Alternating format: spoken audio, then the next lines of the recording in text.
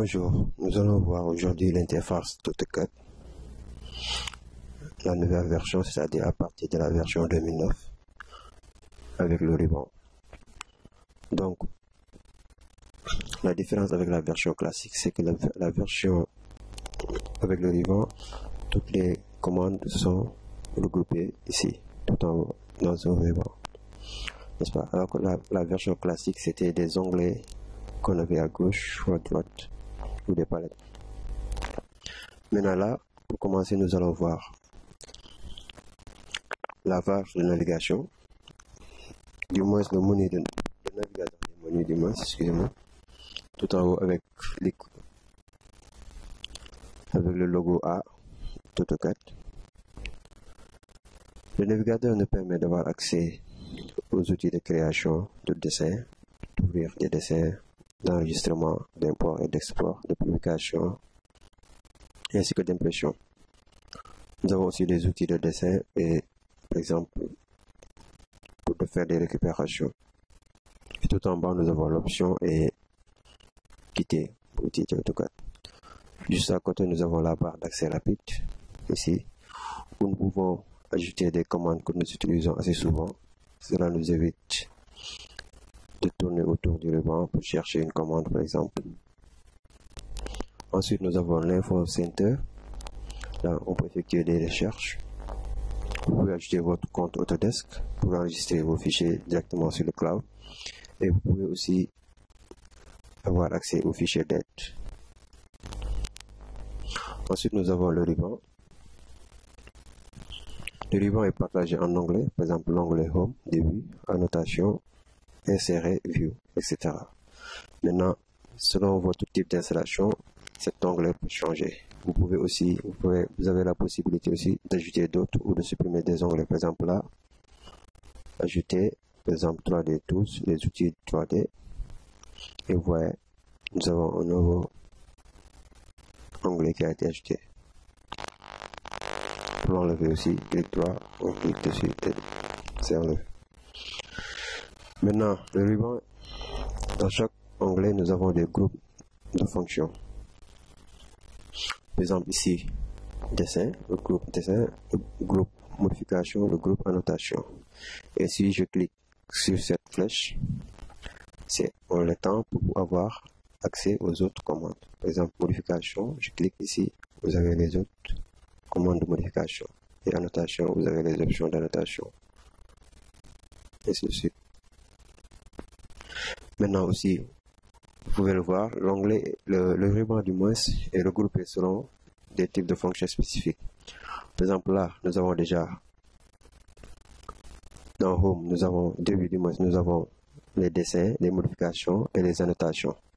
Et si vous regardez bien, annotation, nous l'avons aussi ici, c'est-à-dire que dimension, texte. Si nous cliquons ici, nous avons la même chose. Mais la seule différence que là, c'est un peu condensé, alors que là, c'est plus étendu. Par exemple, pour les dimensions, nous avons toutes les options de dimension. Pour le texte aussi, nous avons les options des textes. Là, pour les insérer, par exemple, quand on vient dans insertion, nous avons toutes les options pour insérer des objets, par exemple, des dessins, des fichiers dans AutoCAD. Par exemple, ici, des PDF, pour attacher d'autres dessins d'AutoCAD, par exemple, pour ajouter des locations, par exemple, des cartes, ainsi de suite. Vue regroupe toutes les options de visualisation. Par exemple, là, je peux dire que je vais séparer la visualisation en deux écrans. Par exemple, je peux travailler ici et ici en même temps. N'est-ce pas? Vous avez la palette des propriétés. Vous pouvez l'afficher. C'est celui-là. Ainsi de suite. Donc, tout ce qui est vue, l'affichage de l'interface, vous pouvez le gérer ici. Ensuite, la gestion. Bon, là, c'est plus compliqué. On va passer. Les sorties. Par exemple, les sorties, c'est tout ce qui est exportation, envoi, publication de dessins, par exemple, et de fichiers. Vous pouvez envoyer par PDF et d'autres formats comme des WF. Bon, pour les autres onglets, ça dépendra de votre version d'AutoCAD et de vos paramètres. Par exemple, pour obtenir l'onglet paramétrique lors de l'installation, vous devez activer les outils Express, ce qui va vous permettre d'avoir accès non pas aux paramétriques du moins, mais aux Express Tools. C'est là, voilà. Ces outils-là ne font pas directement partie d'AutoCAD, mais quand vous l'installez, AutoCAD vous propose si vous voulez l'ajouter ou pas. Les paramétriques par défaut font partie d'AutoCAD. Ensuite, ici, nous avons des onglets. Vous pouvez ajouter de nouveaux dessins. Comme si je clique sur le plus, j'ai un nouveau fichier dessin qui est ajouté. Dessin 1, dessin 2, ainsi de suite. Ensuite, à gauche comme à droite, vous pouvez en créer des palettes. Par exemple, ici, palette des propriétés, palette de Design Center.